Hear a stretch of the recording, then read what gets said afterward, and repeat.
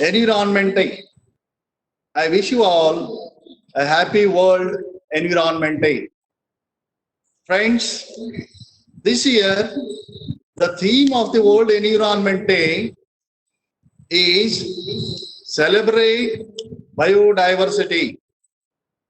Since from many years we are talking about conservation of nature and natural resources. We have put in lot of effort to conserve the nature. But now the time is restoration of degraded and destroyed ecosystem to fight the climate crisis and enhance security, water supply, and biodiversity. Dear delegates, in this respect, it is very much necessary to know about biodiversity present around us. Keeping this in mind, we have organized this webinar. Dear delegates, for this webinar, 150 participants are registered from different states of the country. Many are joining for the live seminar. Now, on behalf of the management, Shanbheshwara Vidyavardhaka Sangha, Kalburgi, principal of our college, organizers of the webinar, our staff, students, and myself, I welcome the chief guest of today's webinar, Shri Varsharaj Deshmukh sir, Secretary, Shanbheshwara Vidyavardhaka Sangha, Kalburgi. I welcome you, sir. Shri Varsharaj Deshmukh sir, if you are joined, please make your video on, sir. I welcome once again you, sir. I take this opportunity to welcome our principal and president of the webinar, Dr. A.D. Patil, sir. I welcome you, sir. A.D. Patil, sir. Please make your video on. I welcome you, sir. On behalf of the all, I welcome you, sir. I heartfully welcome resource persons of the webinar.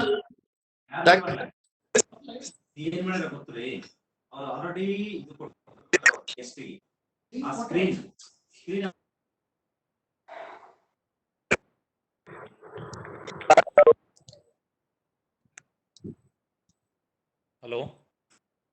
Hello, sir. I heartfully welcome resource persons of the webinar, Dr. Vasant Kumar, Associate Professor of Zoology, Government Arts Science College, Autonomous, Karwar, and Dr. Srinivas, Field Biologist, NH Consulting, New Delhi.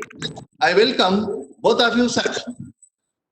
I also welcome all the participants from various states of the country to this webinar. Thank you one and all.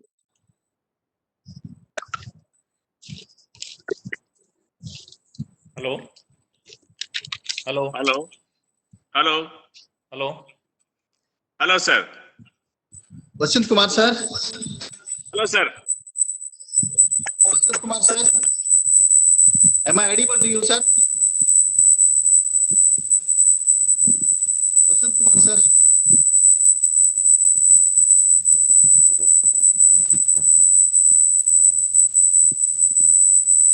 Dr. Vasant Kumar, sir. Sir, it is audible. Am I audible?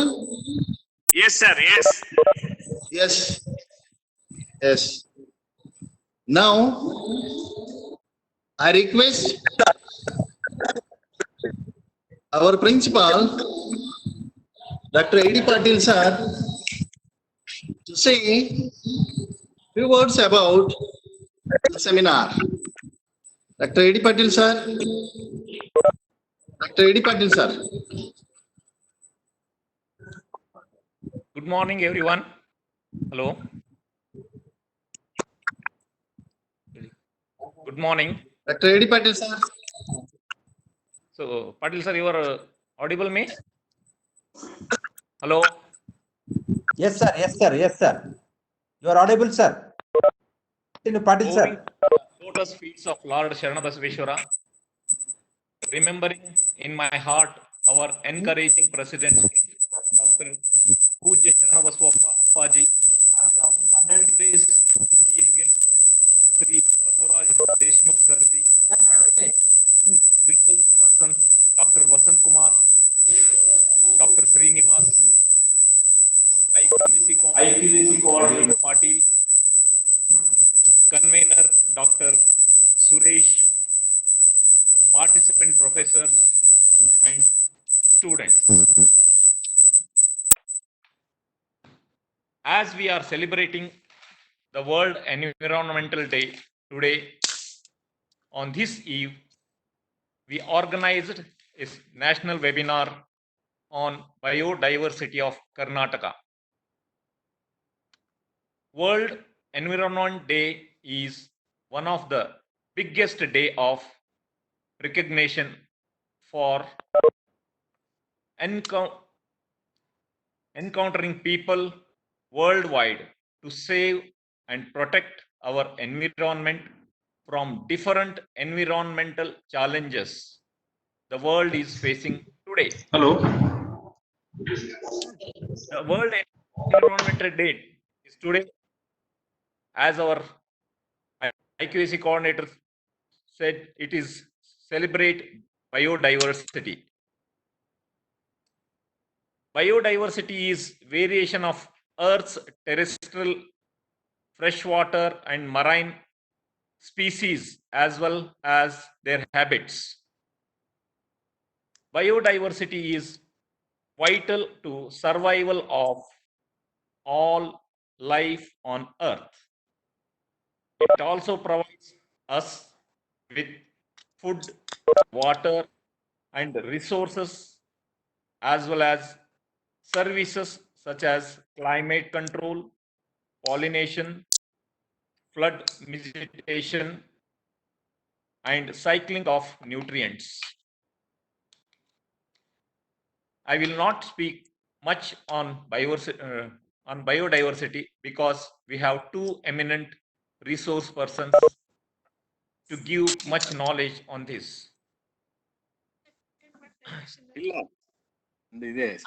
Congratulate our organizer and convener today for choosing this subject of biodiversity on this day. With these few words, I will conclude my speech. Thank you, one and all.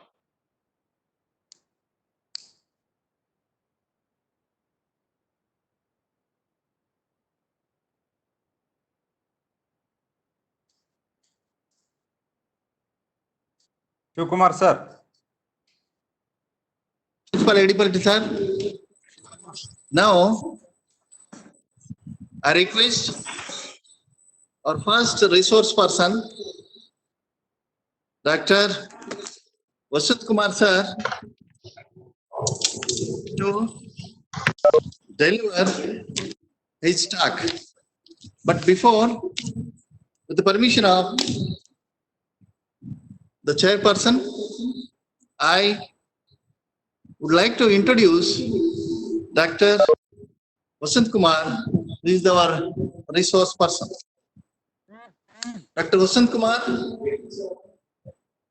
a good friend of mine, he completed his MPhil and PhD from Gulbarga University, Kalburgi.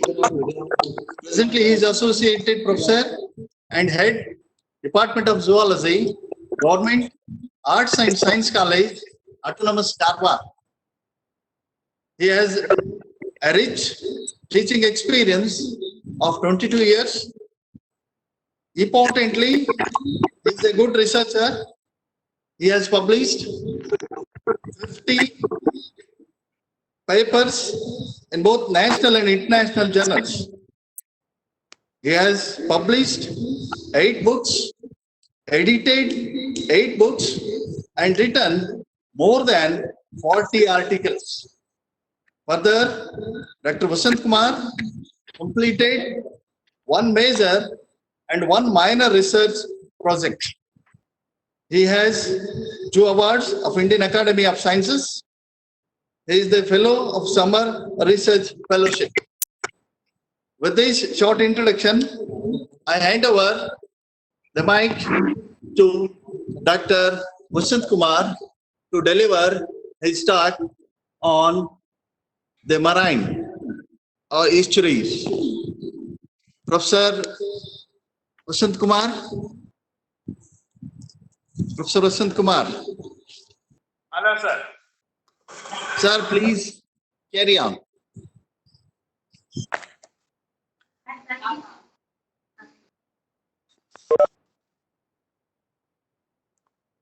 Hello.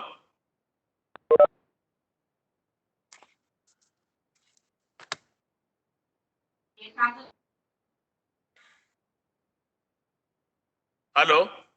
Good morning to all.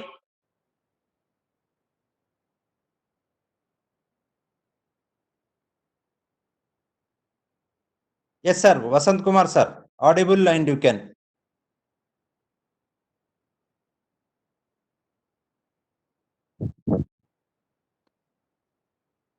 Your call.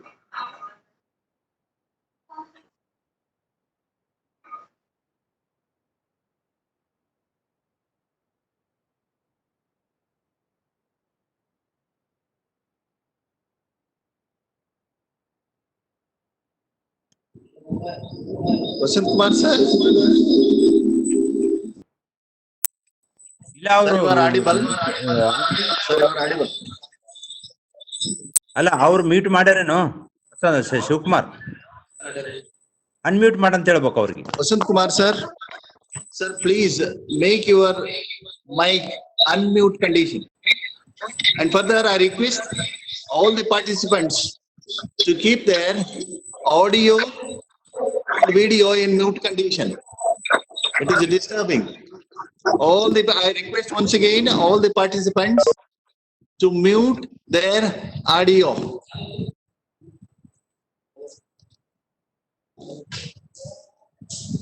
Hello. Vasant Kumar, sir, you are audible. Yes, sir. Yes, yes. So, Yes. going into the content of the marine, the fisheries aspects. So, let us begin with the what is exactly the aquaculture. So, aquaculture is nothing but the rearing of the aquatic organisms, which are associated with the many more the water bodies that include the freshwater bodies and the marine water bodies. So, what are the aquatic organisms? Organisms which are essentially required to spend their entire life cycle are partly to complete their life cycle. Of course, we are today discussing or interacting with the marine fishery resources. So why we need to understand the resources which are associated with the marine, the aquatic ecosystem. Definitely aquaculture is the rearing of the aquatic organisms. Interestingly, fisheries aspect when it comes, there it needs to understand what is the fisheries. Fisheries is nothing but it is an occupation or it is an industry which many of the people who are living in the coastline, they are depending on the organisms which we are getting naturally or by means of capturing, that rearing and selling that one to meet out the food requirement of the people who are depending on the aquatic organisms. Many types of the marine fisheries resources are there. Of course, marine fishery resources are there. It may be the capture fisheries or it may be the culture fisheries. What is capture the fisheries? Capture is nothing but capturing of the aquatic organism from the natural habitat and rearing that one in the captivity. And natural are the culture of the fisheries that covers bringing the seeds from the natural, the water bodies. It may be from the marine or it may be from the freshwater bodies. So as soon as the fisheries aspect, when it comes, they're importantly selecting the aquatic organism is most the valid. So why we need to worry about the aquatic organism when it comes to the selection of the aquatic organism in the culture forms? Definitely, India is blessed with a long coast. Apart from the long coast, of course, we have many more other associated the inland water bodies. There also we can expect it the such a kind of organisms. Here, many more factors. Marine fishery resources of our country is a dynamic and self-renewing in nature, are subject to the fluctuations due to the fishery dependent and fishery independent factors. Here we need to understand what are the dynamicity of the fishery resources which we are getting from the marine water. Definitely those are the controlling factors which in turn it controls the entire fishery aspect of the marine, and they are independent factor because some of the aspects which man is going to, or human beings are going to controlling the factors. If anything varied with respect to the dependent factor, definitely that will affecting on the productivity. The vital information is there regarding the resources of the country, and it requires to understand such a information because the proper planning of the development strategies with regard to the marine fisheries, the sector. If there is no strategies are there regarding the marine fisheries aquaculture, then it finds it very difficult to manage the fisheries aspect. Fisheries aspect, it is not just mere bringing the naturally from the seas and putting that one in the cages and harvesting that one. It is not just taking the animals and putting in the water bodies. It involves the many more factors which control their development and the growth. If it is not undergoing any such a controlled factors, or what we used to call it as a abiotic factor and the biotic factors, which ultimately influences on the aquaculture, the practice. With the declaration of by the government of India, that is exclusive economic zones, a vast area of the 2.02 million square kilometer having the rich marine fishery resources is thrown open to the rational exploitation, offering the scope for the increasing the production. So resources. So what are the different resources? The coastline, of course, it is blessed with the 8,129 kilometer exclusive economic zone. It is blessed with the 2.02 million square kilometer. The continental shelf, it is blessed with the 0.506 million square kilometer. Rivers and the canals, it is blessed with the 1.97024 kilometer. Reservoirs, what we are finding, the reservoirs, inland fisheries, it is blessed with the 3.1524 million hectare area it is covered. The ponds and the tanks, it is blessed with the 2.35 million hectares. On the other hand, naturally getting inland, the water bodies like lakes and the ponds, etc., it is blessed with the 1.3 million hectares. When it comes to the brackish water, of course, we can find the 1.24 million hectares. And estuaries, definitely estuaries are a promising the kind of fishery resources where we are blessing with the 0.29 million hectares. The facts about the fisheries, marine fisheries. The present the fish production is ranging between the 6 to 6.4 million metric ton. From the inland, it is ranging between the 3 to 3.4 million metric ton. From the marine, 3.0 to 3.5 million metric ton. Potential fish productions, it ranges between the 8 to 8.4 million metric ton. Fish seeds production, because fish seeds also very important. Without the fish seeds, that we can't make it any fishery aspect or the aquaculture, the practice. So where we can see the production ranging 21,000 million fries in the sense small the fishes. From the hatcheries, we can get it in the range of 1,070 to 2,000 the million metric ton. So Indian fisheries, when we are looking the overview of the Indian fisheries, the global position, the third in the fisheries. When we are looking the Indian fisheries, so where we'll find the place third in the fisheries aspect. Of course, over the first and the second, we can give the rank to the country to mention it, all the coastal, the belt, which we can see it over the globe. Second in the aquaculture, of course. So we ranked with the second in the aquaculture. The contribution of the fisheries to the GDP, it ranges 1.07 to agriculture, GDP 5.03 the percentage. Per capita of the fish availability, per capita in the sense individuals who are depending on the fish product or the byproducts, it is ranging 9.0 to 9.5. In the sense, still we have to meet out the requirement of the people who are depending on that. The annual, the export, the earning out of the fisheries, Indian fisheries. So there we can see the in terms of the crores, 7,200 crores. And employment, definitely it contribute the in terms of the million, 14 million the people are employed in the fisheries aspects when we are looking into the scenario of the Indian fisheries. So there are total about 21,585 existing species of fishes, out of which 41.02% inhabit the freshwater and remaining are from the marine water. The fisheries sector play an important role in the Indian economy, contributing about 1% of the GDP. The marine fish production in the country gradually increased from the 5.8 lakhs a ton to during the 1950 to 3.32 million tons in 2010. Of course, expecting by 2020 closer, it may range to the 5.05 the million the tons. In the sense, every year we are adding the what we are getting out of the fisheries aspect.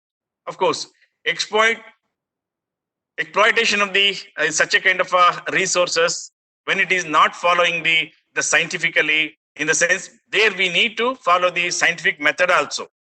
There it needs the suggestions and the guidelines from the scientific sector or the scientists who are working on the different issues of the fisheries aspect.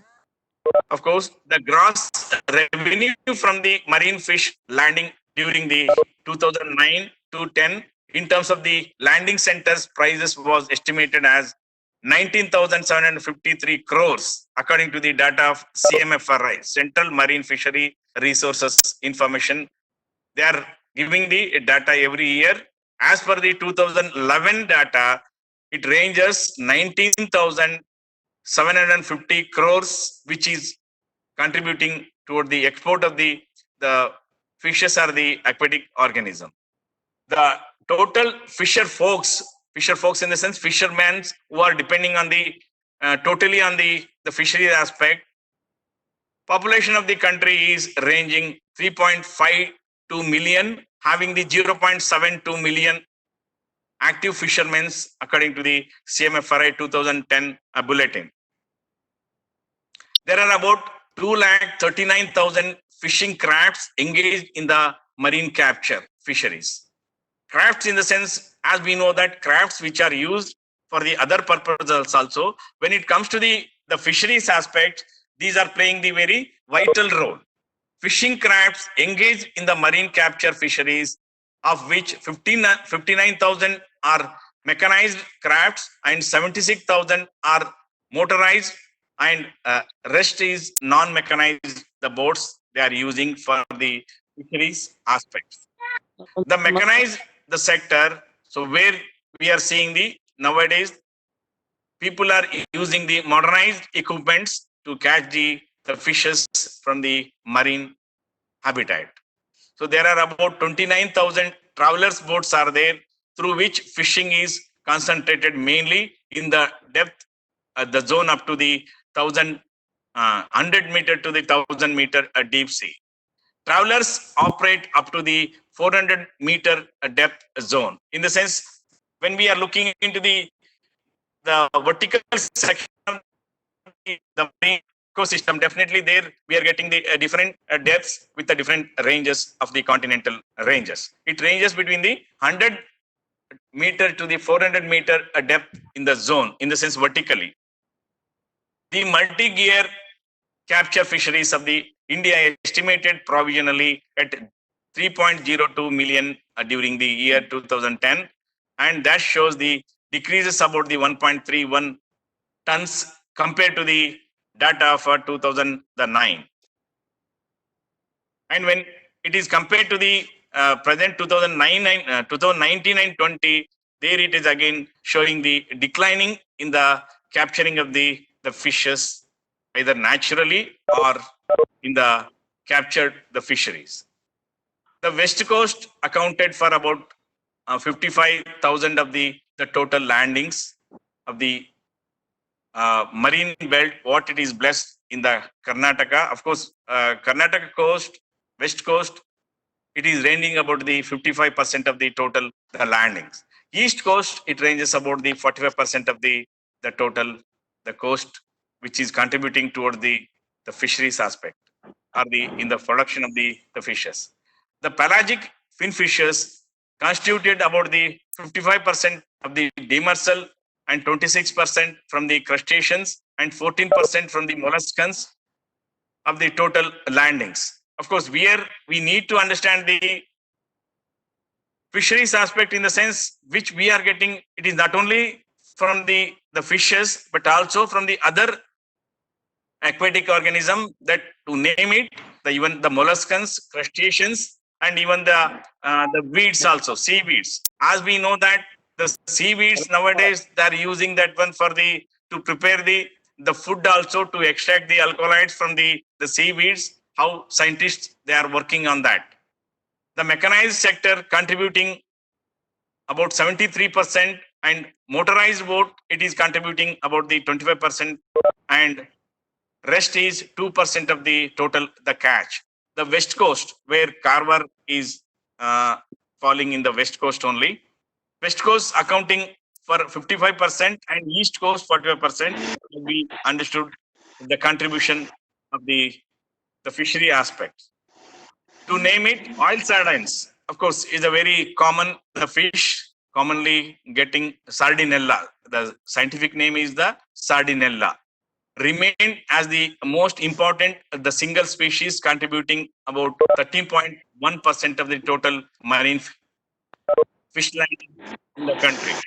The estimated landings of the oil sardine, it ranges from 4,0392 tons, metric tons, against the 4.14767 tons during it was measured during the 9. The second important resources in terms of the contribution toward the total landings in the Indian mackerel. Of course, a mackerel fish is contributing equally to the oil sardine, accounting for 7.9% of the total landings. The estimate for the 2010 being ranges 2.4215 tons, metric tons, compared to the earlier the data what it is recorded by the CMFRI.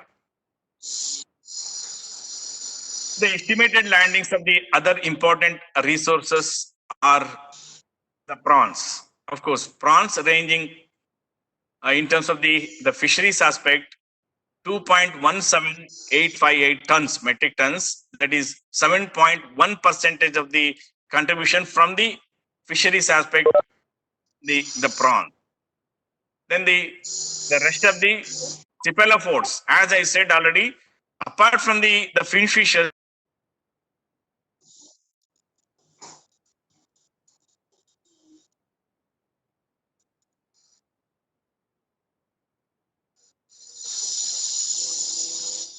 to continue with the other organisms which are contributing, the sardines, the molluscans, crustaceans, etc., to the range of 1.67.9672 94.942 tons. In the sense, it is ranging between 7.1 to 9.1 percentage of the total fisheries, which is getting out of the west coast of the India, where in Karnataka is falling in the west coast, what we are seeing.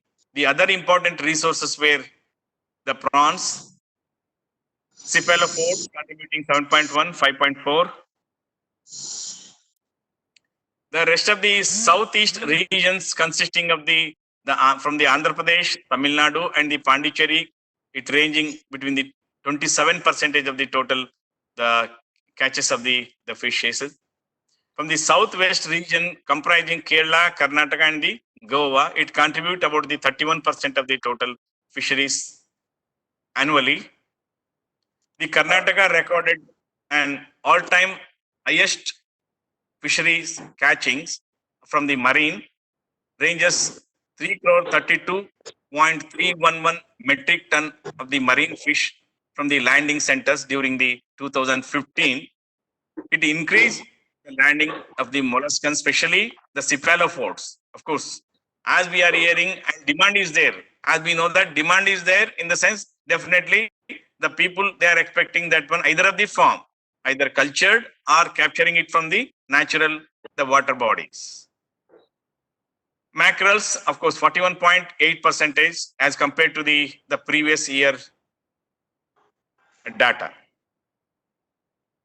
The marine fish landings in the the state during the 2015 was estimated provisionally at 2.25 lakhs metric tons, and it was a decline in between from the 2.25 lakhs to 2.213 the lakhs. Maybe there, why declining, in the sense we are getting, when we are referring the literature, definitely several factors that contribute the fisheries. Not only one factor, several factors that it may be the natural factors or it may be the man-made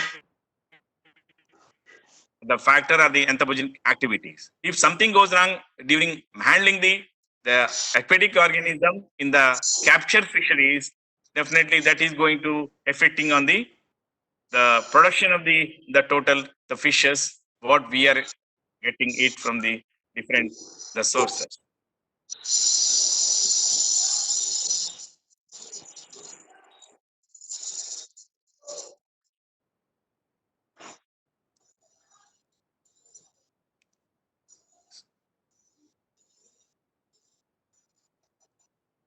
To mention some of the representative, the mullets, the milkfish, and some of the prawns, either of the freshwater or the marine. Of course, there definitely we can see the predator effect. Predator effect in the capture fisheries, that is going to affecting on the fisheries aspect or the fish production. How to replace and to maintain that one in the natural habitat, the CMFRA people, as a part of their, from the decade, as a part of their conducting or carrying the work on the production of the fishes in the natural, the water, that is in water. So that how resulted to operate the cage cultures.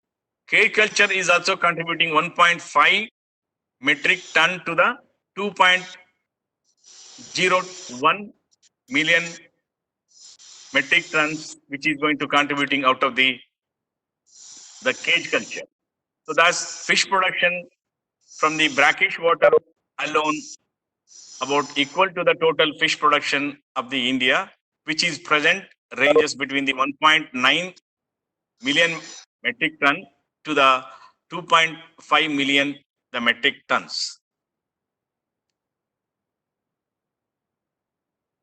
The brackish water resource of India, of course, as I said, apart from the inland fisheries, the brackish water, so that to mention it, estuaries, coastline, backwaters, and the mangroves and the lagoons. Those are the resources which we can expect it the fisheries activity performed by those people who are totally depending on that, the resources, mainly from the brackish, wherever it is practiced. And fish, it's resources, seed resources, because to practice or to begin with the seed resources, definitely we all depending on the seeds which we are getting it from the natural. Apart from the what scientists they are trying to get the seeds in the captivity also, but the percentage of demand every year it is increasing. To compensate that one, of course, so we are majorly we are depending on for the seed resources, ultimately the natural, the water bodies. It may be the marine water body, or it may be the freshwater body, or it may be the brackish, the water bodies. The seeds is also obtained abundantly on the west coast of Karnataka, Kerala, and also Maharashtra. These seed resources ultimately supplied or provided to all the people who are coming forward to carry on the inland fisheries or capture the fisheries. These are the representatives which we can see commonly: Atroplus, the tiger shrimps. Here the white shrimps are Indian white shrimps, commonly called as Indian white shrimps. Here you can see the freshwater, the shrimps are the prawns, the white leg, the shrimp. Of course, a mud crab, being a crustacean, it is contributing a lot in terms of the fisheries aspect.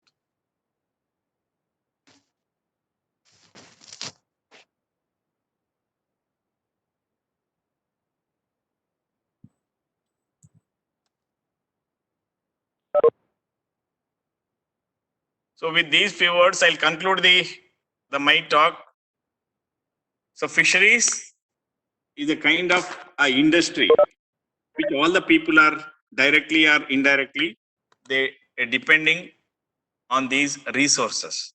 If the resources is getting yearly increasing demand can be substituted depending on the people who are expecting such a protein food from the natural water bodies.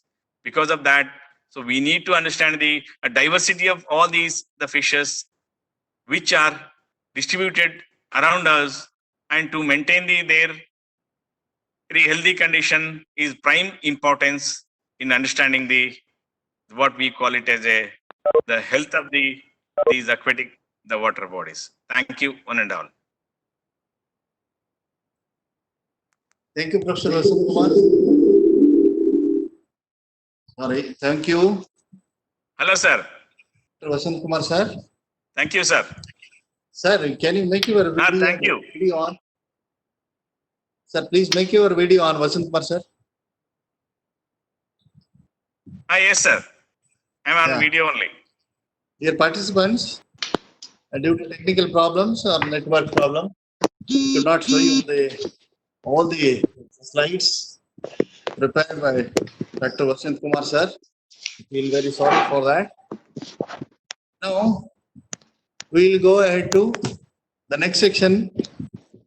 That is, before going to the second section, I request Dr. Suresh HR to introduce a resource person, Dr. Srinivas. I request Dr. Suresh HR to introduce the Dr. Srinivas, sir. Hello, sir. Hello, sir. Good morning, sir. Suresh, My voice is audible, sir. Hello, sir. Suresh, sir, you are audible. Yes, yes. Okay, sir. audible. Okay, sir. Please make your video on, sir. Okay, sir. Okay, sir. Good morning, all. Now I would like to introduce today's resource person, another resource person, another resource person. We have a great personality, Dr. Srinivas KR. Sir is finished his PhD in the Department of Wildlife and Management in Kuvempu University, Shimoga. On the topic conservation strategies and breeding dynamics of Malabar hornbill in the Western Ghats region of Karnataka. Sir is published 8 national and international papers. And Sir is worked as a consultant with the Indian Institute of Public Health, Hyderabad. Then Sir is also worked as 2017 to 18 assessing the Kasnu forest disease, monkey fever, Mangana Kaile Gottala. That is okay. Then Sir is worked as a research assistant in Azim Premji University from 2018 to 19. Presently, Sir is working as a field biologist, NH Consultings, New Delhi. Thank you for being with us, Sir. I would like to thank to organizer for giving an opportunity to introduce such a great personality. I would like to hand over the mic to Srinivas Sir to deliver his lecture on the types of forests in Karnataka. Srinivas Sir. Thank you very much.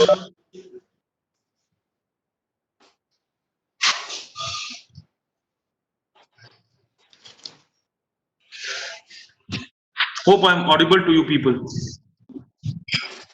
Yes, sir, you are audible. Yes, sir, you are audible. Thank you. And it was a great pleasure indeed for me to take this opportunity on this Environmental Day to give a few thoughts about the vegetations in Karnataka. And shall I begin the session, sir?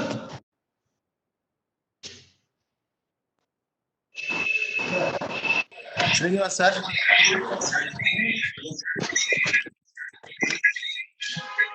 Sir, am I audible to you? Yeah, I can hear you. Shall I start the session? Yes, please start the session, sir. Please start the session. Okay, thank you one and all, and it's a happy Environmental Day to everyone. And myself, Srinivas, I'll just give you a brief introduction about the vegetations in Karnataka forests. That's it. Shall I begin the slides? And who is operating it, sir? Operating it. Once you say move, we will move it. Yeah, move.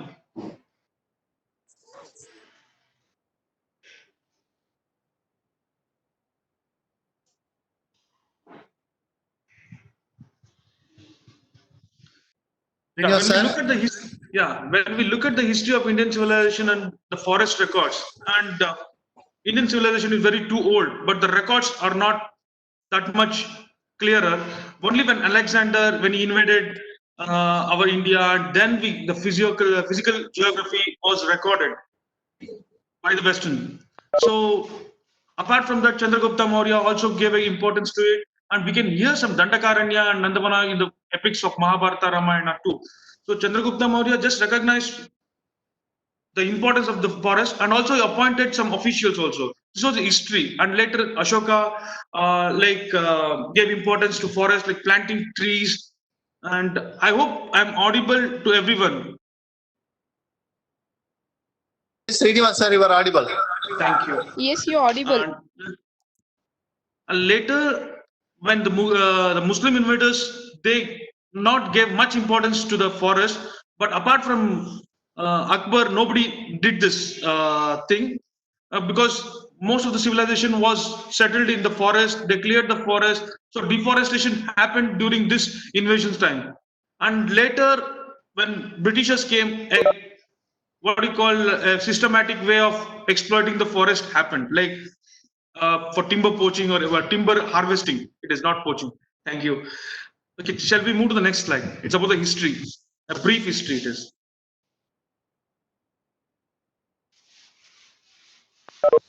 And the forest in India are mainly dependent with the 4 seasons. Exactly, not the 4 seasons, but 3 seasons, and especially the monsoon, that the southwest or the northeast. And to our Karnataka aspect, we are most concentrated with the southwest monsoons, and we'll have a brief period of autumn or spring, whatever it is. So the climate or the monsoon plays a vital role in the vegetation of our forest. Thank you. Next one. So as it is from the Forest Survey of India, we have given the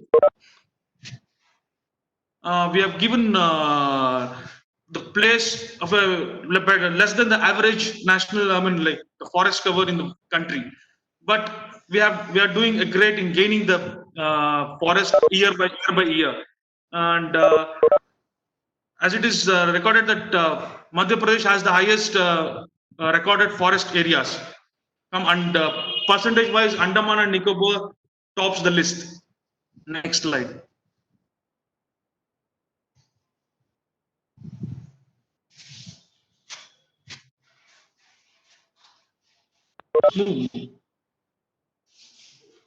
So when the forests are classed like which very dense, or else it is moderately dense, or open forest. Open forest are what we will find in the Deccan Plateau almost. Like the canopy cover will not be present. It will be open forest, kind of a grassland. So among that, the main thing is we have 21.67% of the forest cover in India. So we can say that Karnataka is not lagging behind. And this also includes the mangrove forest. What just now Vasant Kumar was discussing about the fisheries and everything. The mangrove cover is the main thing which is supporting us. We'll go to the next. I'll come in detail with the mangrove later. And with the protection aspect of the forest, we have classified it into many things. Like we have given the highest what do you call the grade or the protection to the tiger reserves, and then the national parks, and then comes the wildlife sanctuaries, and then comes the reserves like conservation reserves or the state reserve forest, and like that. Like we have a lot of protection for the tiger reserve since 1972 when we got the National Wildlife Act was introduced, and tiger places like many. The first one among our state was the Bandipur, to be named as the tiger reserve among the 9 tiger reserves, which was named earmarked in 1973. So there's a lot of protection wise. The classification of forest was also made. We can go to the next slide. And to be an innovative thing, what happened was the conservation reserves. Like a particular species or a particular environment ecosystem has to be conserved. In such an aspect, the Bankapura Peacock Sanctuary Reserve, which is in Chitgaon, that was the first to be in the state to be considered as the conservation reserve. And later many came like the Rani Bennu, like Maidanalli, or else the land-tailed macaque conservation reserves. There are plenty of reserves coming up now. That's a good sign for the conservation of the species wise. We'll go to the next one. And there's only one, till date, there's only one community reserve, that is the Kokrebellur, where the community itself, they are protecting the species there. And it's the biggest pelicanry in Karnataka, the oldest also. The Kokrebellur is one of the few things in the country where you can see people are being paid by the forest department to protect. So it's a nice move, like where you are going to include the stakeholders at the grassroots level. Let's move. And the main topic was about the vegetation of the Karnataka forest, right? And we have plenty of forest kinds, and most of the forests are interlinked with each other. Like the scrub forest or the thorn forest, what we call, or the dry deciduous forest, which have been degraded to become the scrub forest, and moist deciduous have been degraded to become dry deciduous. So it's a chain of interlinked forest kinds which was supposed to be in the peninsular India. So what Karnataka right now has is about 6 to 7 kinds of forest, but all are interlinked, except from mangroves are different, sholas are different, definitely. But everything are interlinked in one or the other variation. So scrub forest, as we can see everywhere in the Deccan Plateau, it's also called as the Deccan thorn scrub forest, and and people have just thought it is of no use, because I've been to Chalakere and Bellary everywhere. They think that is a wasteland, but we have many medicinal plants in these areas. So indigenous species, like you can't rear a Amrut Mahal cattle somewhere in Shumaga, dense forest of Shumaga. It has to be in the rugged areas of the Deccan. So that is the main point of having a Deccan thorn scrub forest, and why Tipu Sultan or the Vijayanagara Empire people, they had that Benne Chavdi, everything. Why was it required? Because this drought cattle could only be sustained in scrub forest. This was the thing, and we definitely in the scrub forest will have very less rainfall, less than 750 mm. We'll go to the next slide. And there are plenty of species which are very peculiar to this scrub forest, and also the fauna, which is definitely now attracting all the wildlife people, like the great Indian birds or the Jordan cozer or the Lesser Floricana, and we have our Chausinga. Everything are now a thing to be reckoned, because this dry lands once used to have the great cheetahs too. Thank you. We'll move next one. Yeah, next comes the dry deciduous. Deciduous forest, like, is the one where the leaves shed. I mean, like the leaves fall down to give the moisture to the tree, and we'll find one of the biggest animals in these forests, because you can't see in open jungles apart from what do you call the leopard or the bear or the wolf. You can't see more other animals. But in deciduous trees, we have plantation forests which are supporting large animals to some extent, and the prey species also are in huge numbers, and we have a very good fauna here compared to the flora. I mean, like, compared to the flora, we have a good number of fauna here.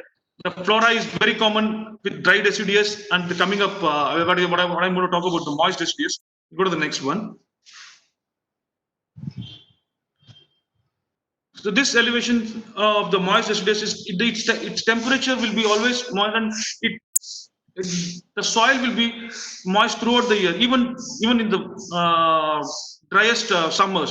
So the moist deciduous forests are nothing but a degraded kind of a semi-evergreen forest. So the trees do shed their leaves, but also they maintain their soil moist.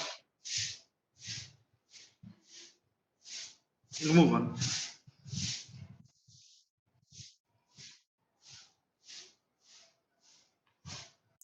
And as I said about the species wise, you'll definitely have some like the Artocarpus heterophyllus, what we have, the jackfruit, and some silk cotton trees, some Valematti, I mean, like the Terminalia arjuna. These species will be found in moist deciduous rather than in the dry deciduous. Other than that, the species wise or the fauna will be almost similar. We'll go to the next one.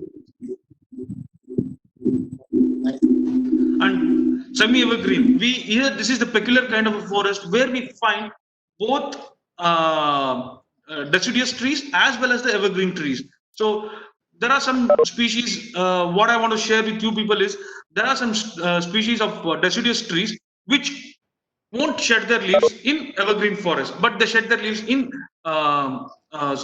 semi-evergreen. Like one of them is the Lagostomia microcarpa. They shed their leaves in deciduous forest, but they won't shed their. They do shed, but they'll be having a second regeneration very soon. So they won't become only the branches. The whole tree doesn't look like bare. Yeah, next one. As I said, evergreen forest, and this evergreen forest should be considered the gems of our nature, because especially to the South Indians, because all the main rivers are originated from this area. But take an example from the Krishna, which was from the Maharashtra, Mahabaleshwar, or is the Kaveri, the Tunga, the Bhadra. Everything comes from the main evergreen forest of Western Ghats. So this Western Ghats is nothing but feeding the feeding the whole subcontinent. And most important species I would like to in the flora is the Wateria indica, or is the Canarium Sikkim, which are very much peculiar to the evergreen forest. Or you can also take the kokum. When you go to the Uttar Kannada, definitely we have tasted that kokum drink, and also the ebbalsu, where the land-tailed macaques' main diet is Autocarpus. It is, sorry, there's some spelling mistake. It does, and the jamun, what we have tried everywhere. It is there in dry deciduous forest too. And the most emphatic about the fauna is that we find the king cobra, the land-tailed macaques, and other I have not mentioned about the amphibians here. They are also very much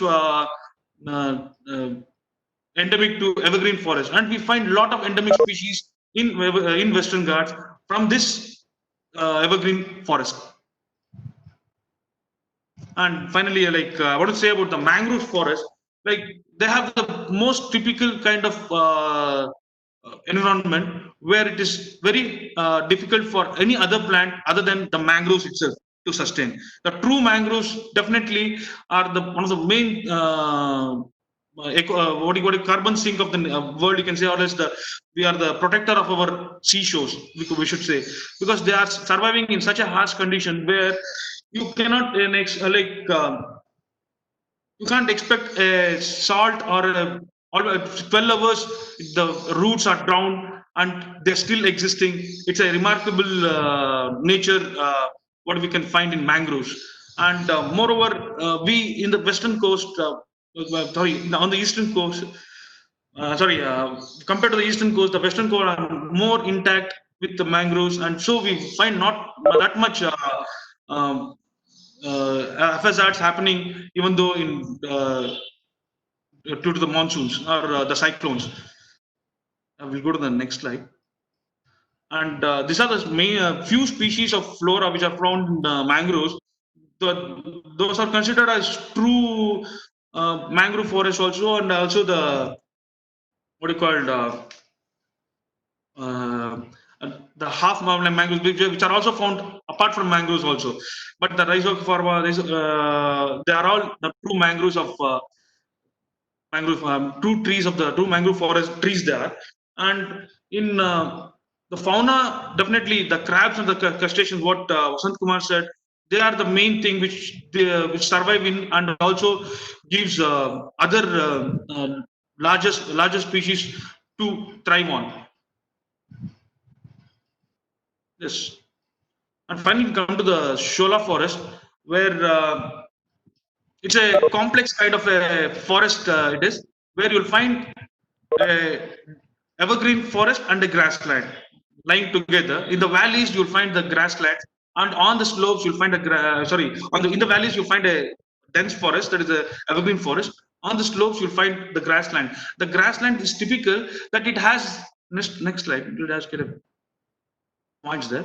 The grassland has a retention capacity of water. I mean, like it can hold the water during the night and send give it to the valleys. So the trees are always evergreen here, but the height of the trees are stunted. I mean, like they are not tall trees like the other western evergreen forests. What you find in Western Ghats, that with the stunted growth, but you'll find it evergreen throughout the. I mean, like throughout the year. And the most peculiar part about this, always a debate about it, that this grasslands was due to the people's shifting agriculture. They practiced it way back, but there's no evidence yet being ascertained. So this is just part of it. But the Shola grasslands are the beautiful landscapes of Western Ghats.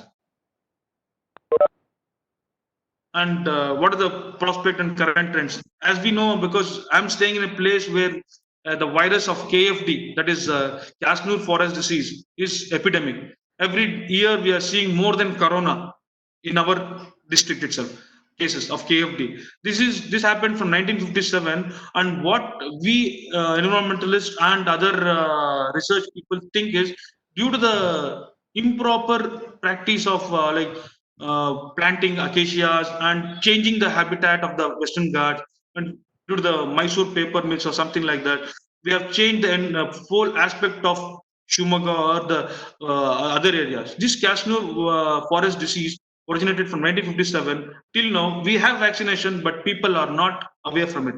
So what we see is we have a lot of other viruses or pathogens. We could say it may be zoonotic or non-zoonotic, that may arise due to the vegetation degradation. When you don't protect these vegetation, definitely we're going to have a future prospect of having a lot of pathogens in our body. So that is will be a bad sign. So let us just think that this is one of the beginning what we are getting it, and we have changed the whole course, like what we are doing. I'm in front of a laptop giving you a lecture about, I'm not getting any feedback immediately. No, people are saying you are right, you're wrong, or you're whatever it is. But this is the thing what's happening the world over. Nobody is taking upon anybody's suggestions. But thing is, it has just started. These pathogens are here to come. That's it. And you can go to the next slide. So what we are losing is the habitat. And the next thing is climate change. Definitely, climate change is true. And one more thing, what I want to ask, stray cats and dogs. What is exactly the stray cats and dogs harm to the environment? They don't harm, but we are making the stray cats. I mean, like those animals do bad things. When we go to walk or something, or when we are in the woods or else inside the forest, when we go for a trek, we carry along dogs so that it can be helpful for us. But in fact, dogs sniff around the nest of the birds or some other animals, and they are definitely a threat to the wildlife when we take out for a walk. And definitely pollution is one more thing. And when I did my PhD in Kuvempu University, I used to visit the backyard of the university, which is connected to the Bhadra Tiger Reserve. And there I found the waste being dumped to the Bhadra Tiger Reserve. Just imagine the plight of the wildlife there. They are now the sufferers, not us. And then the forest fire is the main culprit in destroying the vegetation.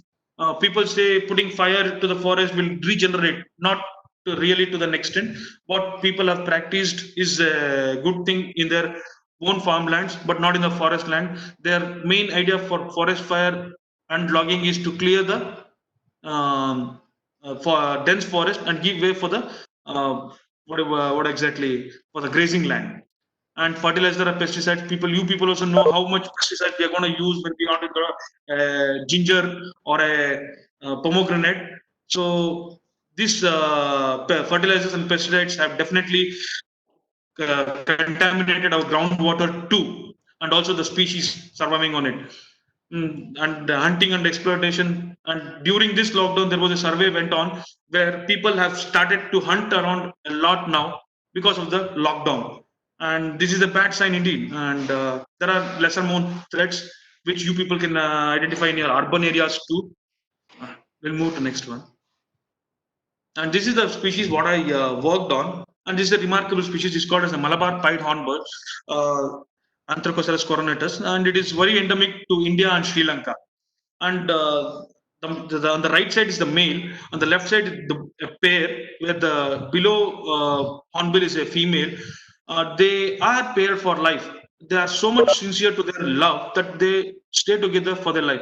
If the female dies, the male doesn't go for another female, or if the male dies, the female doesn't go like that.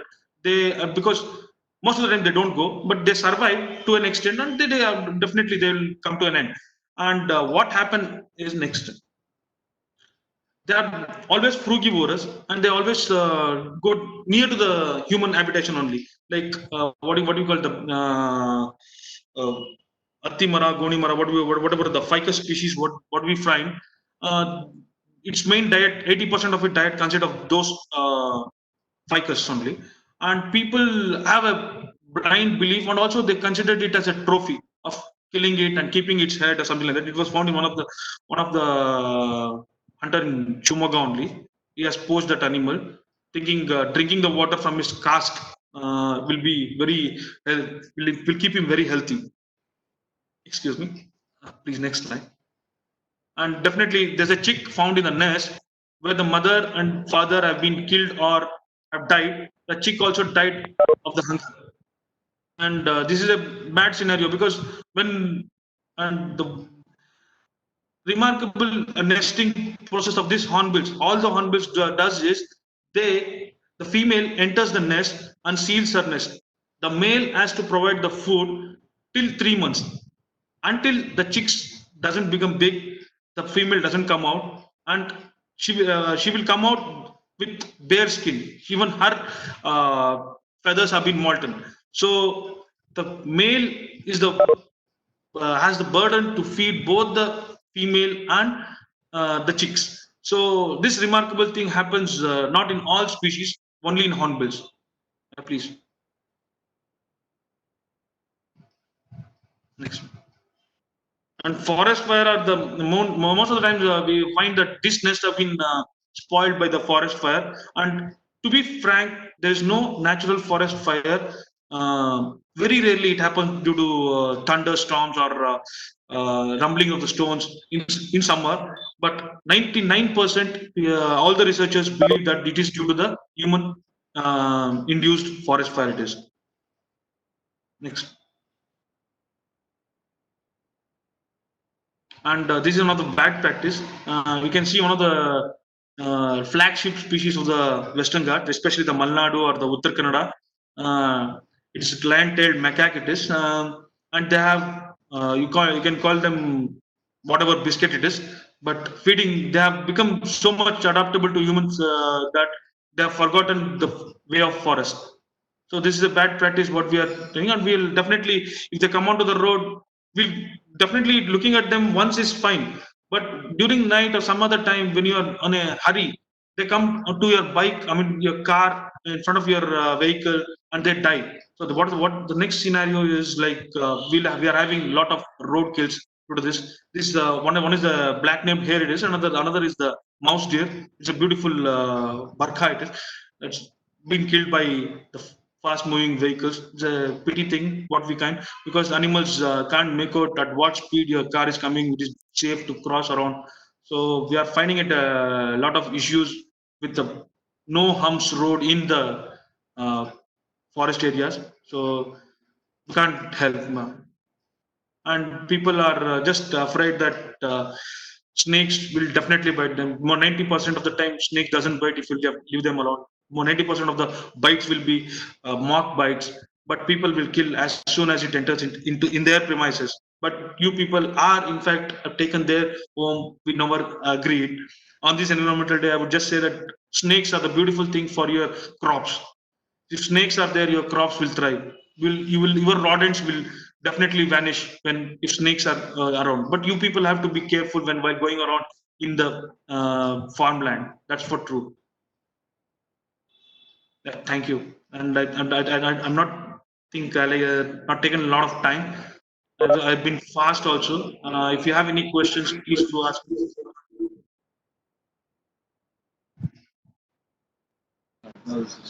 Now the session is opening for discussion. Any questions or any regarding in this topic? Please free and ask questions.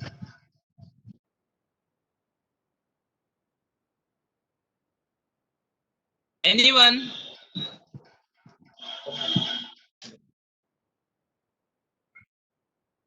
Good morning, sir.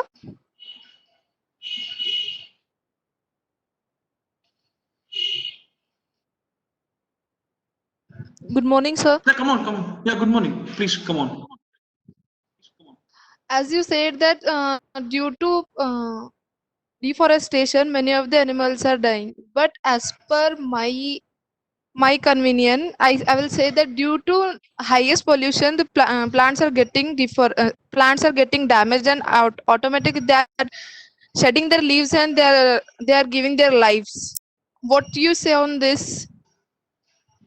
The pollution is one of the aspect of deforestation. You can't say the word due to pollution, the trees falling of leaves from the trees is a general aspect. They shed their leaves. But the thing is, from the soil you are getting polluted, that will be the problem. Your roots are uprooted, right? When your roots have been damaged, the tree doesn't come back to life. That's the thing happening. And that is what the process of degradation is. But as per me, if we go towards the North Karnataka, like South Karnataka, like Bangalore, here the places, those cities are rich with forests. There with forests, they are having high number of pollution. Why that cities are not getting much deforestation? Rather South Karnataka. Hello, I think you're mistaken. In Bangalore, you don't find forest anywhere. There are gardens. The forest are subjected only in what do you call Chamarajnagara. And in Bangalore, what you find is most pollutant water flowing around, and it is lead content. You can't have a green leaves. What do you call it? That dantins of everything from grown in Bangalore. People are scared to eat because I'm a Bangalorean by birth. I stayed there till my studies, and there we don't eat those grown in the Keng area or those areas because it has been lead contaminated. So I don't think you'll find a good forest in Bangalore and surroundings. Apart from Bannerghatta, you don't find anything else. Bannerghatta is not a national park either. Okay. Thanks. Sir, very nice presentation, sir. Thank you very much, sir. Any more questions? No, sir, no. Dear participants, I hope all the students could understand because I'm a bit fast in speaking. Did all the students able to take my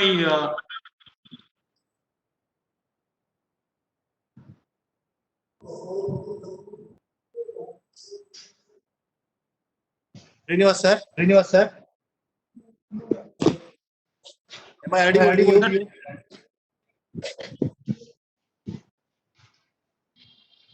Srinivas sir, I think link is lost. Thank you, sir. Yeah. Thank you. Am I audible to you, sir? Yeah, I can hear you people. What I'm saying is, did all the students got my point clearly, right? I just want to, yes. Yeah. Yes, dear Right, sir. participants, any more questions? No, sir. No, I'll.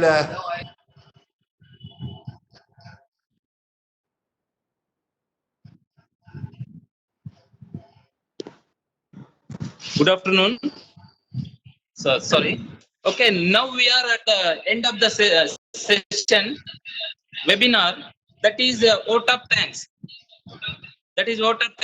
Firstly, I would like to thank the great resource persons like Dr. Vasant Kumar. Second one is Dr. Srinivas KR. On behalf of college and principal and staff, thankful to you, both of you, sir.